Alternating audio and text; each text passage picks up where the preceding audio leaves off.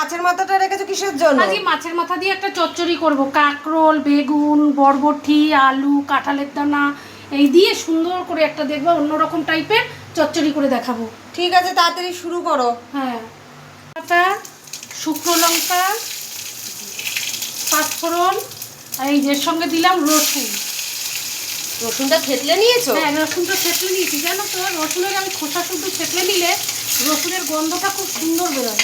আমি কিন্তু রসুনের খোসা শুদ্ধ থেতলে দিই। আর এখানে সব কি সবজি ভেজে রেখে দিয়েছো? হ্যাঁ, সব সবজি ভেজে রেখেছি। আর দেখো, এর মধ্যে কিন্তু সর্ষে বাটা দেবো না, পোস্ত বাটা দেবো না, একটু জিরের গুঁড়ো আর একটু ধনের গুঁড়ো, আর কিচ্ছু না, যেহেতু মাছ তাই। সব সবজিগুলো ঢেলে দিলে? হ্যাঁ, এবার এই যে জিরের গুঁড়োটা আর ধনের গুঁড়োটাও দিয়ে দেবো। ভেজে একটু কিন্তু আমি নুন ছাড়াটা ভেজে নিয়েছি, এবারে নুন হলুদ দিয়ে দেবো।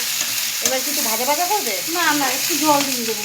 এখনই জল দিয়ে দেবে? হ্যাঁ, তো সব ভাজা। এই যে মাথাটা দিয়ে দিলাম। এটা কি কি মাছের মাথা মা? কাতলা মাছ। ও ও মা, কি সুন্দর গন্ধ বেরিয়েছে, আমাকে একটু দাও চচ্চড়ি।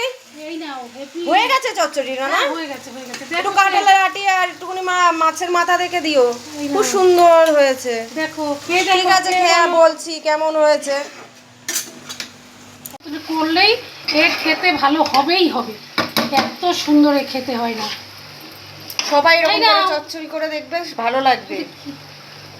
সত্যি মা, তোমার হাতে চচ্চড়িটা খেলাম, খুব সুন্দর হয়েছে, খুব সুন্দর।